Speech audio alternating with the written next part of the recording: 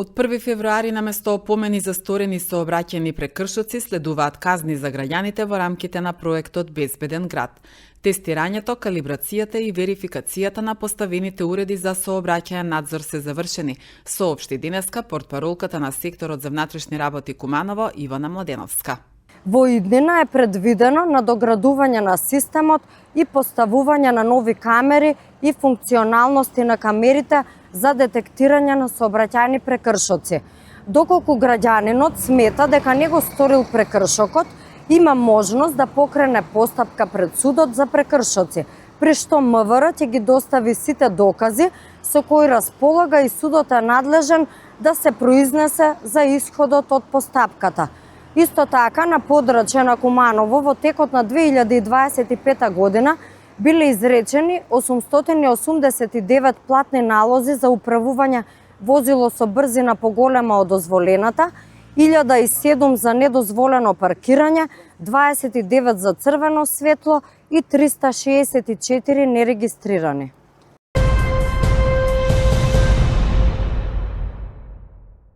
Одсекот за превенција и полициската станица за безбедност во сообраќај на патиштата во текот на оваа недела спроведуваа превентивни активности на различни локации во градот и периферните населби, со цел информирање на возачите и други учесници во сообраќајот за официјалното отпочнување на функционирање на безбедносните камери во рамките на проектот Safe City.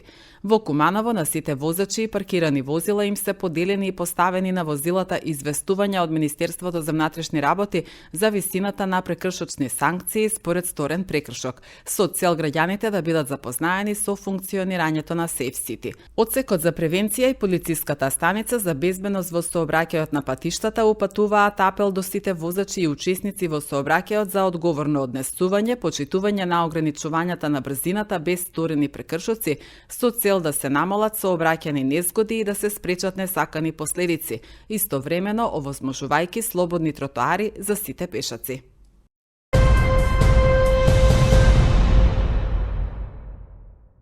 Понеделник од 9 до 12 часот без електрична енергија ќе останат корисниците кои што живеат во стамбените објекти на булеварот Октомвриска револуција број 22, како и објектите на казиното, Техномаркет и Кипар, информираат од регионалниот центар за управување со кризи врз основа на добиени податоци од ЕВН Скопје.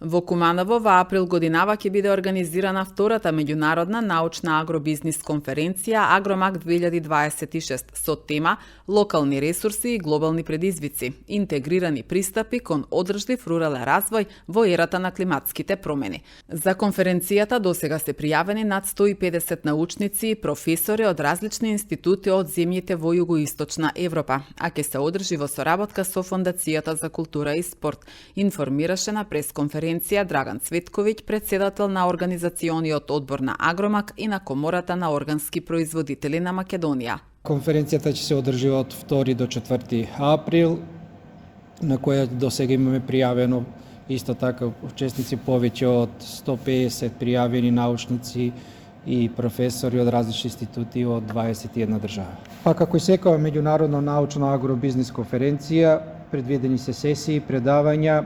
ќе учествуваат, како што ви кажаве, во моментот од 14 универзитети од југоисточна Европа, учествуваат привредници, истакнати иноватори, студенти, агробизнис секторот, кај што во тие 3 дена работни сесии ќе имаме и пленарни сесии, ќе има представување на одредени иновативни модели, кај што науката и привредата веќе ќе сакаме да ги споиме да се работуваат. Интересот на младите за развој на село, современи аграрни трендови и наука не може да се мерат исклучиво преку број на запишани средношколци во средните земјоделски училишта или на факултети, туку преку нивниот интерес и вклучување во науката. Така да сметаме дека ова година ќе направиме уште еден допринос да науката и бизнисот малку повеќе се работуваат, вербата да се врати, заемната верба, бидејќи во годините уназад довербата помеѓу науката и помеѓу реалниот сектор беше малку, како да кажем, голема. така да минатава година конференцијата покажа дека е потребно да тие две бидат заедно во соработка. Првата меѓународна научна агробизнес конференција беше одржана минатата година во Свети Николе, на која беа презентирани 40 научни трудови изработени од 110 автори и коавтори од 11 држави.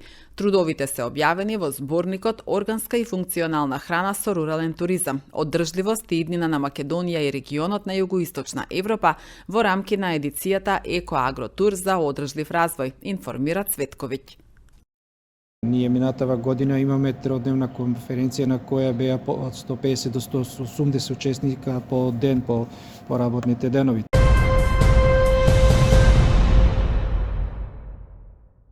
Бобан Стошевски е реизбран за председател на Пчеларското здружение Пчела од Куманово на редовно годишно изборно собрание што се одржа на 28 јануари во Занајчискиот дом. На собранието беше донесена и одлука Кумановското здружение да го напушти Сојузот на пчеларски здруженија на Македонија и да се приклучи кон Пчеларската федерација на Македонија. Беа доделени дипломи и благодарници за учество и соработка во организацијата на Саемот Денови на мед 2025.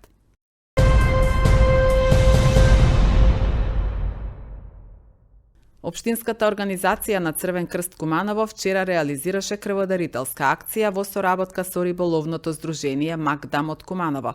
Членовите на здруженијето уште еднаш ја покажуваат својата хуманост и подготвеност да придонесат во обезбедување крв за оние на кои им е најпотребна, пишува во објавата на Црвен крст.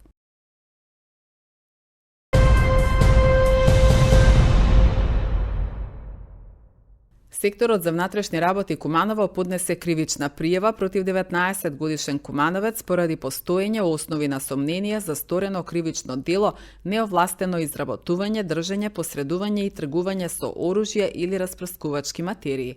На 31 декември минатата година на булеварот Трета македонска ударна бригада кај Зелен пазар во Куманово, полициски службеници извршиле преглед над пријавениот, пошто на тезга каде што продавал биле пронајдени и одземени пиротехнички средства.